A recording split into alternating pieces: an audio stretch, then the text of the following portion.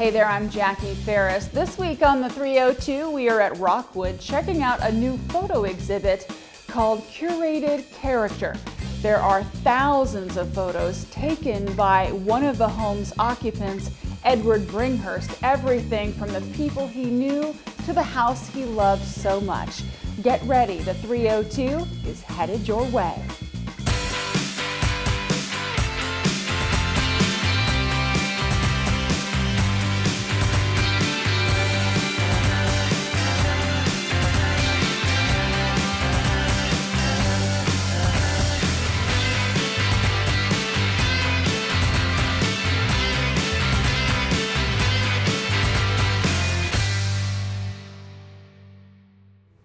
Welcome to Rockwood, where we're checking out an amazing new exhibit called Curated Character that just runs the gamut in terms of the people, the places, and the things that all of the Bringhursts did come to life. We're joined now by Ryan Grover, one of our very favorite guests, especially when we come here for the 302. Ryan, tell me a little bit about the overview of this exhibit. The idea of this exhibit came from an intern that we had a couple of summers ago, who was doing work on a big cache of photos that were associated with the house really since the 1850s, 1860s, when it first started being developed as a private residence. And then this photo collection ended up being close to 7,000 images. Wow. She was doing her research through where those photos are now housed at the University of Delaware Special Collections, but they were digitized, so we were able to just sort of thumb through thousands of images. And one of the things that we really recognized is that a great percentage of those photos were created by one individual in particular, this guy, Edward Bringhurst V. Now, we have been friends with Rockwood for a very long time, and we have seen some of these images, so we're familiar with them, but there are a lot of images that haven't been seen before in this show. So let's talk a little bit about, the images that we see in this room. Edward Bringhurst was very skilled at crafting an image, right? From a very early age. It's really astute to sort of pick up on that. He had just this really, really interesting, so number one, he was born in the 1890s. So I mean, he was really there within the first couple of generations that were getting used to the idea of photography at all. And what we found in journals and in people's sort of expressions about him, sort of like recalling who he was as a kid, there was this incredible attention to the idea that he was actually forming his own photo backgrounds. Like, he was telling people what he wanted them to wear. He was creating poses. He was picking what would be on view in these photographs from a really early age. Like, literally from 5-6 years old, he understood how powerful a medium photography was. And he had a really, really clear idea about how he wanted to be viewed in photographs. And you can see his love for photography. There's even a picture of his camera. Yeah, absolutely. And in some cases, we actually have some photographs of him shooting other scenes. It's really interesting. Yeah, now do you have that camera or? We don't, unfortunately. There are a couple of cameras that are on view during this exhibition. We're not quite certain whether or not they are specific to the family here or if they were donated later. Sometimes those records aren't very straight. Yeah, so we see a lot of pictures of family members standing outside, having a little bit of fun. Talk to us a little bit about, the pictures that we see on the wall, parties, cousins, things like that. Well, so one of the things that we knew most about Edward's photography sort of contributions to Rockwood was the fact that he was recording a lot of the people that either lived or worked or visited here at Rockwood over the years. And this is, the first half of the 20th century. So he was really recording for almost, probably over a 50-year period of time. And so these were people that were visitors, a lot of friends. He photographed a lot of like the balls and the sort of fancy gown sort of costume parties that happened here, really elaborate sort of affairs, but also really sort of simple images of like candid photographs of his sisters or really simple portraits, really lovely portraits, touching portraits of his parents. He also, and this has been a whole new area of research for us, he photographed almost every servant who worked at Rockwood over his entire lifetime, which is a big reason why we know so much about them today. Now you mentioned costumes. There is a sizable portion of this exhibit in this room that shows, it's kind of like a self-portrait where Edward is dressed as a woman. This was one of the reasons that we also wanted to do this exhibition, is because we came across in our archives the fact that these photographs exist. So it's photo sessions that happened in the year 1904, I believe it is. And it happened here in the park surrounding Rockwood. So while it was still a private residence, he was photographed, Edward Bringhurst V was photographed wearing sort of gender non-conforming costumes. And it's interesting for us because we have a lot of formal portraits about Edward.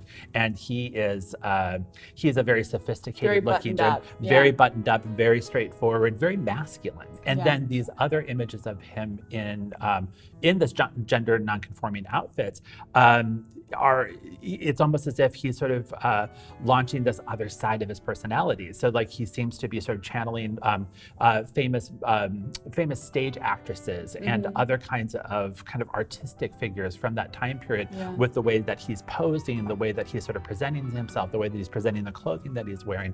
It's a very, very different vibe. And it's just really interesting to sort of see this sort of like wider spectrum of the personality behind the camera lens. I mean, when you talk about any artist, they typically like to kind of push the boundaries and do things that will have people look at their work and say, I never thought of that. Now, did he do a photo session with his cousin? Did I read something like that? Yeah, Florence? so it's Florence Shipley. She was the one who was photographing using his camera, but he seems to be the one who was organizing up the costumes that he's wearing, the poses. Again, it's this idea of sort of his own self-representation. So were these recently discovered? I mean, like I said, we've been here for a year. We've seen a couple of photos, what we thought might have had something to do with dressing in a nonconformist way. But are these new discoveries, or have they just been in the archives for a while? And in the last couple of years, we've been approached by a couple of different entities.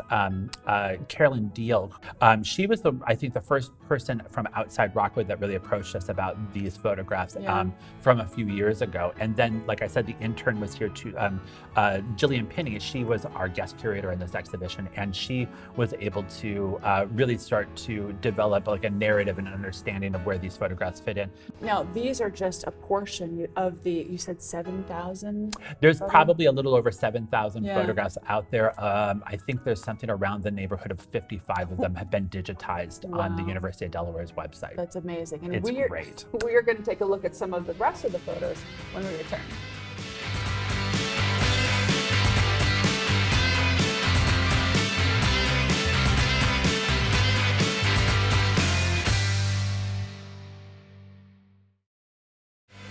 Hi, I'm Kyle Evans-Gay, your Lieutenant Governor, and I love talking politics, especially on the 302. Welcome back. We have moved into the dining room here at Rockwood. We're joined, of course, by our good friend Ryan Grover to talk a little bit more about the photographs in Curated Character, a new exhibit here at Rockwood. So the pictures we see here are, very indicative of what life looked like inside the mansion, as it were. For individuals that have been following Rockwood through the last several years, they've probably seen a lot of these photographs already. And because we use them to interpret the house, we interpret the past through them. It's just an incredible repository. And one of the things that Edward was probably best known for was the way that he photographed not only the changing interiors of the house, because remember the Bringhursts were almost constantly redecorating this house, but also the changes in that garden space around the house, that 170-year-old garden, and the little changes that, new trees and new shrubs, new flower beds that were placed in. He was recording all of that. And so here in the dining room, we've done some highlighting of those changes. Yeah, and you can see those photographs of people working on the grounds. It looks like they're either pulling out a bush or putting one in. Yeah. And, doing something with the garden, just a lot of busy work because it's so beautiful now. I can just imagine what it looked like back then. Well, and the funny thing is that I say this all the time, no one tells you when you're about to start running a park is that trees fall all the time. And Edward seems to have understood that. We have lots of photographs of trying to clean up as older trees have fallen in the park spaces. He's also taken a lot of pictures of, some of the items in the house. Like, we have pictures of the mirror, we have pictures of cupboards, things like that with dishes. And I look at them and I think, oh, they're insurance pictures, but obviously they're not. Interestingly, it feels like Edward may have actually been trying to create arrangements of items in each room so that he could record sort of like groupings of objects. I think that he was really interested, and I think that he derived a lot of his own identity from the idea of decorating this house, about creating sort of collections of objects within individual rooms and creating kind of like spaces that he would be able to talk about both in photographs but also with his friends. Yeah, so through these pictures you can really see an evolution of that process where maybe something looked good over here, but now it's over there and it looks even better. And these photographs really sort of capture the what we think is kind of one of the big essence, the sort of central essence of Rockwood, is that it was an American treasure house. Like there's just collections from all over the world that really span like 400 years of sort of artistic creation. And so, and this family, every member of the family, each one of them were characters, but each one of them were collectors. And so the photographs that are here are depicting little things that, his sister brought back from 18th century Ireland, and that things that were inherited by, a great aunt for her 1802 wedding, and like things that Joseph Shipley, the founder of the house in the 1850s, brought with him when he first moved in. So it's just always this sort of arrangement of these disparate parts to create one cohesive, very artistic whole. And you can see a lot of these objects around the house whenever you come for a visit. So it's so lucky that you have such a large collection of authentic to the Bringhurst family objects. And we're often trying to recreate the effect of those photographs in these rooms. So right now, our curator, Krista Matulowicz, she designed the display here in the dining room based upon one of the photographs that are viewed here from the 19-teens. So there's also, when you come to visit, there's also like in the parlor, like a video. Can you tell us a little bit about that? Yeah, so one of the sort of sections of the exhibition had to do with Edward as a videographer. So we think that he was filming sort of like experiences here at the house, travels. He and his family were traveling a lot. And then we think that he was also purchasing films in destinations that he was going to. And so part of that has been digitized, and we're able to share that publicly. So we've set up the drawing room as kind of like a home movie theater with our little 18th century sofas.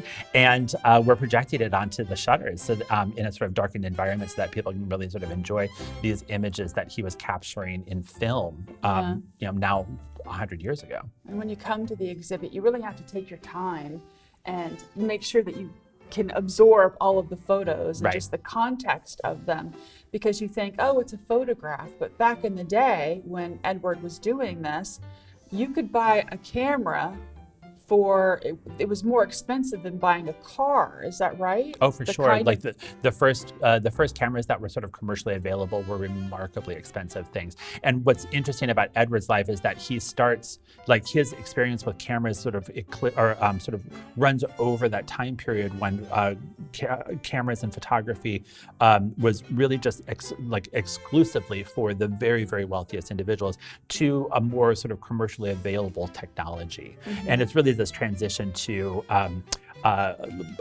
kinds of plastics that were used in film development, and just made things a lot easier to process, a lot easier to carry around, a lot smaller. Sure. Yeah.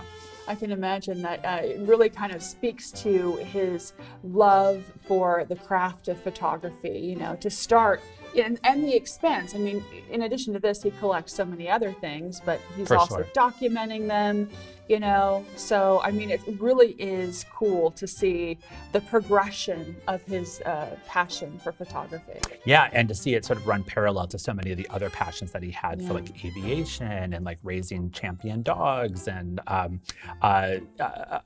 collecting early American antiques. Like he was very passionate about some very interesting but kind of separate little worlds. Yeah. He was a very busy man for sure. sure. Now there are so many more photos that we're going to check out upstairs when we return.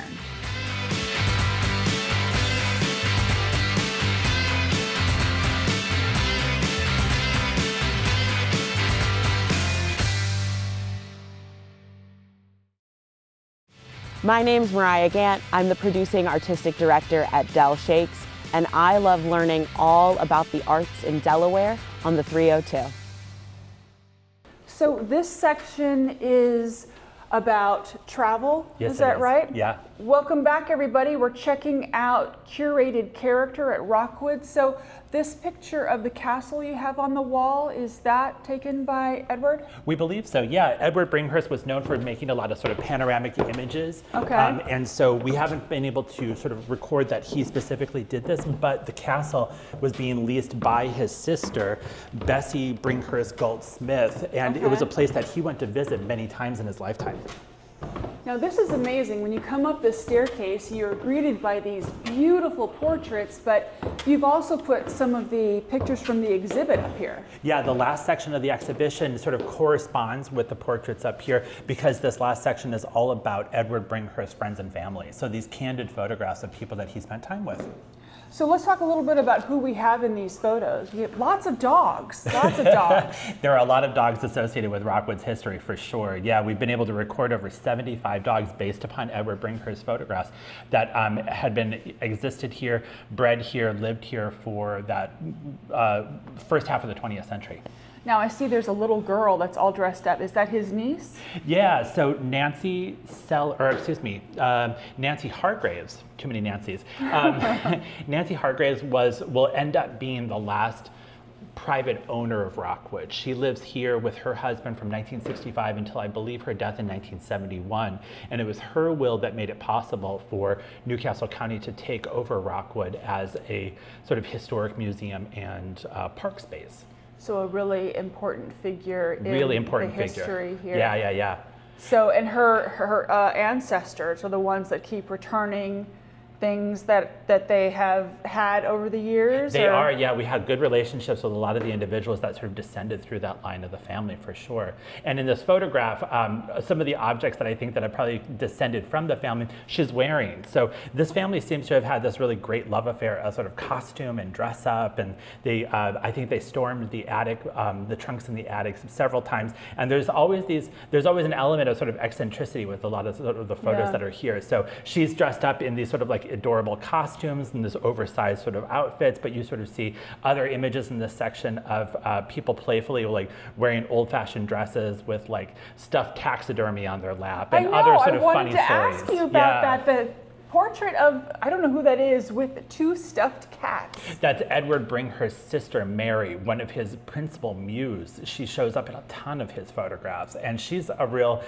eccentric character. She's really terrific. Yeah, and when you walk around on this floor, if you go into one of the bedrooms, you actually have Edward's outfit laid out on the bed with his sword, which is kind of cool. So in a couple of cases, we tried to sort of accent this exhibition with some of the costumes that the figures within the photograph show up in. So we still have a lot of those outfits in our collection, so we tried to share that as well. The photograph that you saw, or excuse me, the costume that you came across was one that Edward wore in 1914 while he was being presented to King George V of England. Now you have to tell our viewers, we've told this story before, but the story about how he changed his name. Well, you know, so this is new information. So this is the ongoing thing about history. We found out a little bit extra. We have been told by different members of the family that he changed his name Edward Bringhurst III, that he had met King George V and officially changed his name as he came back. But he started referring to himself, we've just found in recent letters, he started referring to himself as Edward V when he was 12 years old. Really? Yeah. Oh my goodness. And there are photos of him when he's that young, right? Oh, for sure. Yeah, even younger than that. Now, is there a photo that surprised you or one that you think is your favorite of all the photos in the collection? You know, right now, because I've been meditating on it for such a long period of time with some of the new research that we've been doing, the images, these really sort of very sweet, very touching images that he does of the people who worked here at Rockwood. Yeah. They're just, there's an enormous, sort of an unprecedented number of them.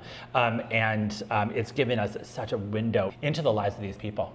So when you look at them, you really can see, you said like a tenderness. You can see that there's a relationship there somewhat. There is, yeah. Sometimes the individuals that are being depicted, some of the people who labored here, have a real formality to them, a sort of stiffness, but in other cases, they're just sort of like genuinely just sort of laughing with the kid. And there's a real warmth there. Fantastic. So much in all of these photos. If someone wants to come and see them, when does it go to? Oh, so the exhibition exhibition is up through August 31st. Fantastic. Well, Ryan, thank you so much. Thank you for coming. Yeah, we love Rockwood. You got to come out and check out the exhibit. Thank you. You're very welcome. We'll be right back.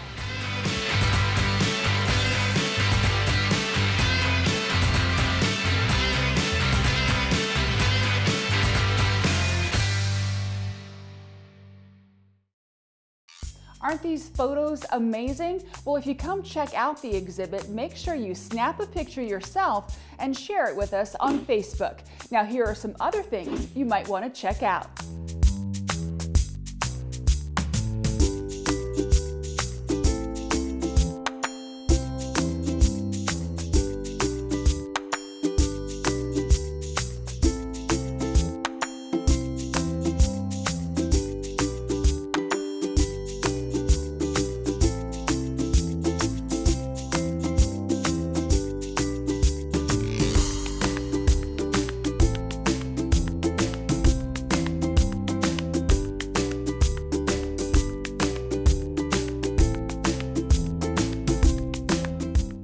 For more information on this exhibit or any of the happenings here at Rockwood, you can visit rockwood.org. That'll do it for this week's episode of the 302. Make sure you follow us on Facebook so you can get some behind-the-scenes content you're just not going to get anywhere else. We're going to leave you now with some beauty shots of the grounds here at Rockwood. Until next time, I'm Jackie Ferris. Tell them you saw it on the 302.